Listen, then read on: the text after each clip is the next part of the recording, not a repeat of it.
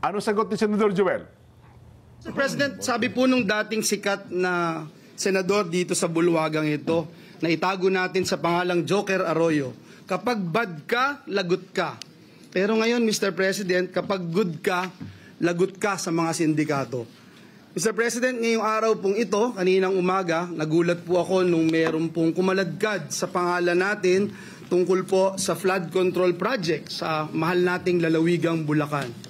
Uulitin ko at parang sirang plaka na po ako, Mr. President. Wala po ako kailanman naging flood control project.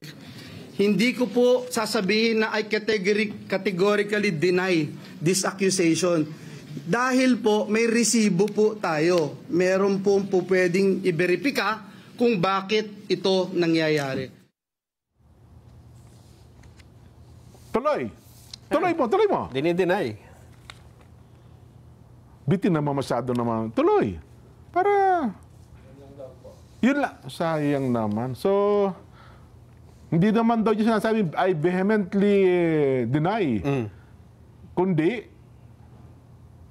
si Joker Arroyo daw ang nagturo. Ano ba sabi niya? Si Joker Arroyo daw may kasalanan. Di ba? Nagkagulo-gulo.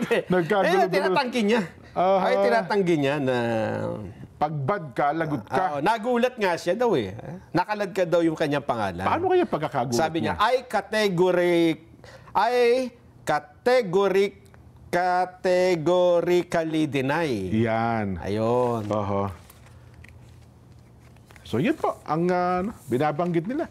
Pero mukhang mabigat din ang akusasyon sa kabila. Bagay, doon sa akusasyong humihingi ng 30%, wala doon sa wala doon sa usapan Doon sa, kahit doon sa text.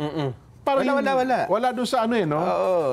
Well, sinasabi lang niya, nagpa-follow up daw si Senador Joel tungkol daw doon sa project sa Bulacan. Bakit daw binabaan? Oo, kasi tinatanong kay Secretary. Nung time na yun ata, isasalang daw sa confirmation ng CA sa Secretary Manny Bonoan. Para sinasabi niya, hindi lang naman ako senador. Yan, oo. Member din ako ng CA. Parang pinapaalala nyo, baka nakakalimutan mo. Yan, oo. Para sumasama nga raw ang loob Oo.